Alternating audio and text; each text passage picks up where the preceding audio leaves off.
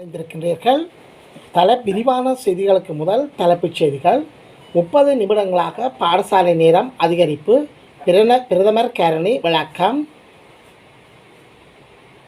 எதிர்வரும் 2025ஆம் ஆண்டு புலமை பரிசில் பரீட்சை எதிர்வரும் ஆகஸ்ட் மாதம் 10ஆம் தேதி ஞாயிற்றுக்கிழமை நடைபெறும். புலமை பரிசில் பரீட்சை ரத்து செய்யப்படாது, பிரதமர் கருணி. மூளாயில் தொடர்ந்து போலீஸ் பாதுகாப்பு.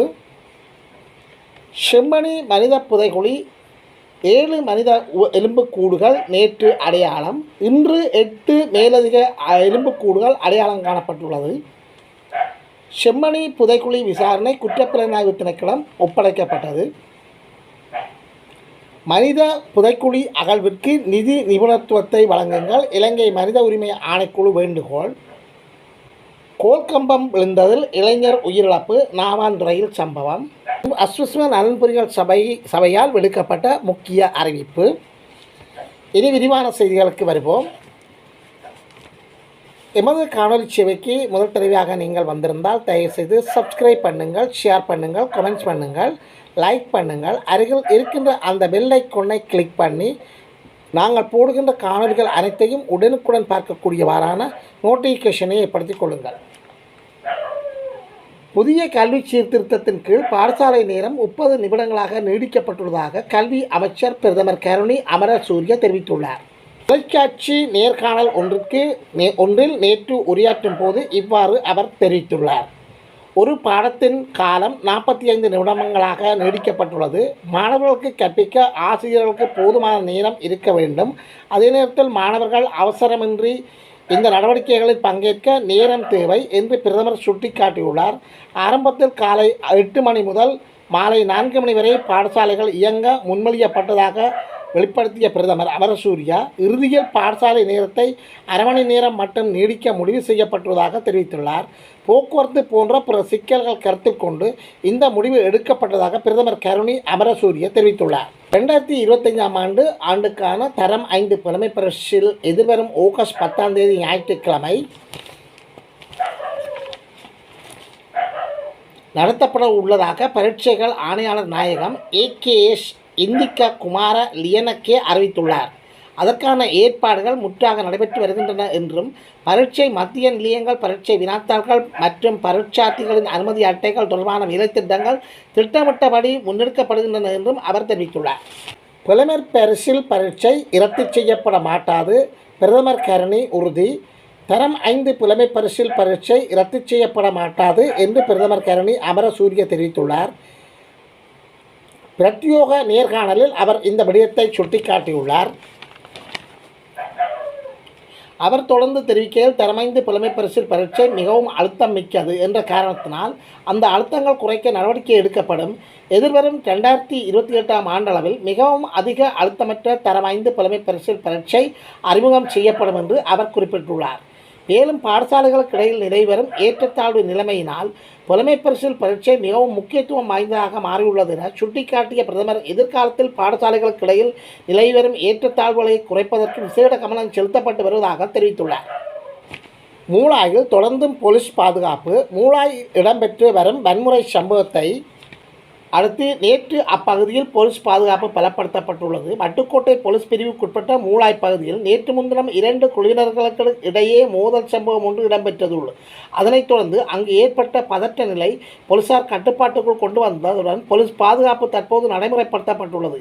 கடந்த சில தினங்களுக்கு முன்னர் இடம்பெற்ற 2 தனிநபர்களுக்கு இடையிலான பிரச்சினை நேற்று முன்தினம் 2 குழுவினருக்கு இடையேயான பிரச்சினையாக மாறியது. இதனைத் தொடர்ந்து இடம்பெற்ற வன்முறையில் ஒரு மோட்டார் சைக்கிள் தீக்கிரையாக்கப்பட்டதுடன் ஒரு மோட்டார் சைக்கிள் சேதமாக்கப்பட்டுள்ளது. அத்துடன் சிலர் காயமடைந்துள்ளனர். இதன்போது போலீஸ் துப்பாக்கி பிரயோகம் மேற்கொண்டது. இந்நிலையில் நேற்று முன்தினத்தில் இருந்து பலப்படுத்தப்பட்டிருந்த பாதுகாப்பு நேற்றும் தொடர்ந்தது. செம்மணி மனித புதைக்குழி எலும்புக்கூட்டு தொகுதிகளில் 7 எலும்புக்கூட்டு தொகுதிகள் நேற்று அடையாளம் காணப்பட்டுள்ளன. இன்றைய தினம் மேலும் 8 எலும்புக்கூடுகள் அடையாளம் காணப்பட்டுள்ளதாக அங்கிருந்து செய்திகள் கிடைக்கின்றன. எனவே மொத்தமாக 15 எலும்புக்கூடுகள் அடையாளம் காணப்பட்டுள்ளதாக செம்மணியில் இருந்து கிடைக்கின்ற செய்திகள் தெரிவிக்கின்றன. இவற்றுள் குழந்தை பிள்ளைகளின் பால் புட்டி, அதாவது குழந்தை பிள்ளைகளுக்கு பால் பெருக்கும் ஒரு பால் போத்தில் ஒன்றும் அடையாளப் பொருளாக காணப்பட்டதாக அங்கிருந்து செய்திகள் தெரிவிக்கின்றன. குழந்தைகளின் எலும்புகள் அதிகளவில் காணப்படுவதாக அங்கிருந்து செய்திகள் தெரிவிக்கின்றன. செம்மணி மனித புதை குழி அகழ்வு நேற்று திங்கட்கிழமை மேலும் 7 மனித எலும்புக்கூட்டு தொகுதிகள் அடையாளம் காணப்பட்டுள்ளன.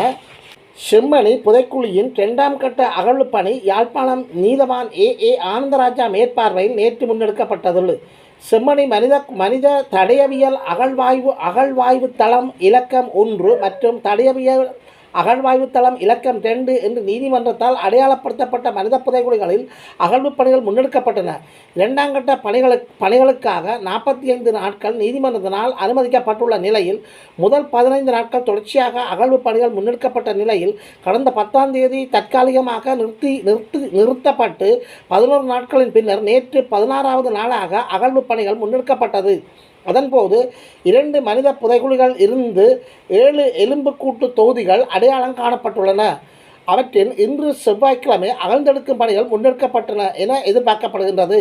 இன்று செவ்வாய் அதேவேளை செம்மணி மனித புதைகுழியின் அகழ்வு பணிகள் இதுவரையில் கட்டமாக 25 நாட்கள் முன்னெடுக்கப்பட்டுள்ளன. அதன்போது 65 எலும்புக்கூட்டு தொகுதிகள் முற்றாக அகழ்ந்தெடுக்கப்பட்டுள்ளது குறிப்பிடத்தக்கது.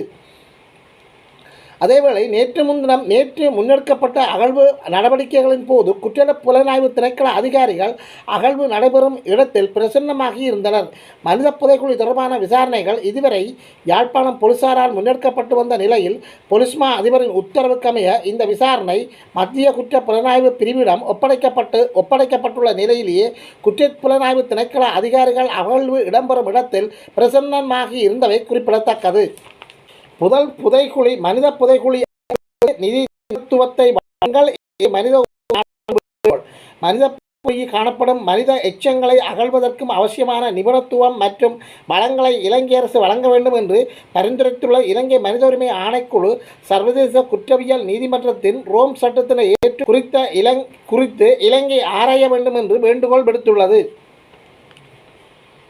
கோல்கம்பம் விழுந்ததில் இளைஞர் உயிரிழப்பு. நாவாந்துறையில் சம்பவம். கால்பந்து விளையாடிக் கொண்டிருந்த போது இளைஞன் மீது கோல்கம்பம் சரிந்து விழுந்ததில் படுகாயமடைந்த இளைஞன் சிகிச்சை பலனின்றி உயிரிழந்துள்ளார். யாழ்ப்பாணம் நாவாந்துறை பகுதியைச் சேர்ந்த யுவராஜ் செபஸ்தியான் வயது 29 என்னும் இளைஞனே உயிரிழந்துள்ளார். நாவாந்துறை சென்ட் மேரிஸ் விளையாட்டுக் கழக மைதானத்தில் நேற்று முன்தினம் ஞாயிற்றுக்கிழமை சக வீரர்களுடன் கால்பந்து விளையாடிக் கொண்டிருந்த போது கோல் காப்பாளரான இளைஞன் மீது கம்பம் சரிந்து விழுந்தது. அதில் காயமடைந்த இளைஞனை மைதானத்தில் நின்றவர்கள் மீட்டு யாழ் போதான வைத்தியசாலையில் அனுமதித்த நிலையில் சிகிச்சை பலனின்றி உயிரிழந்துள்ளார். அஸ்வஸ்வ சம்பந்தமாக நலன்புரிகள் சபை விடுத்த அறிவித்தல் ஒன்று. மேன்முறையீடு செய்யும் திகதி நேற்றுடன் முடிவிட்டதாக நலன்புரிகள் சபை தெரிவித்துள்ளது. தற்போது மேன்முறையீட்டுக்காக 30,000 பயனாளர்கள் மேன்முறையீடு செய்துள்ளதாக கூறப்படுகின்றது. 2ஆம் கட்ட பெயர் பட்டியல் வெளிவந்தவுடன் மேன்முறையீடு செய்வதற்கான திகதிகளை நலன்புரிகள் சபை அறிவித்துள்ளது. அதன் கால வரையறையையும் அறிவித்துள்ளது. அதன்படி அதன் கால வரையறை நேற்றுடன் முடிவிட்டிருந்ததாக நலன்புரிகள் சபை அறிவித்துள்ளது. குறித்த 30,000 பேரும் மேன்முறையீடு செய்திருந்தனர். அந்த மேன்முறையீடு செய்த 30,000 பேரும் அந்தந்த பிரதேச செயலகங்களில் அதற்கென உருவாக்கப்பட்ட மேன்முறையீட்டு விசாரணை குழுவிடம் அந்த விண்ணப்பங்கள் சமர்ப்பிக்கப்பட்டுள்ளதாகவும் அந்த முடிவுகள் எட்டப்பட்ட போது அவர்களுக்கான நலன்புரிகள் கொடுப்பனவு வழங்கப்படும் எனவும் தெரிவிக்கப்பட்டுள்ளது.